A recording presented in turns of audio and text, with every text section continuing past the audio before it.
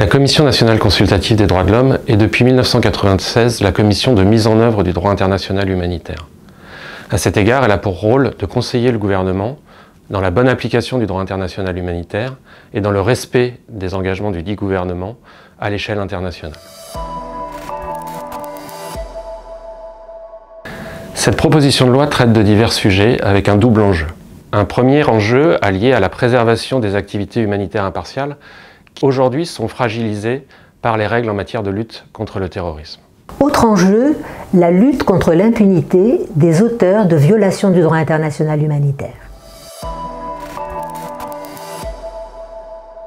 La CNCDH a formulé 12 recommandations, parmi lesquelles le fait que cette proposition de loi soit tout d'abord inscrite à l'ordre du jour du Parlement.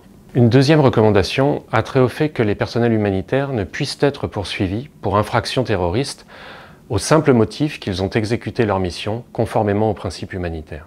Ensuite, la CNCDH formule des propositions afin de faciliter l'accès des organisations humanitaires impartiales au système bancaire.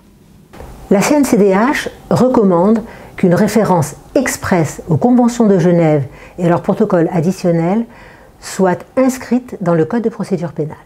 Enfin, la CNCDH recommande le déverrouillage de la compétence universelle du juge français face aux crimes relevant du statut de la Cour pénale internationale.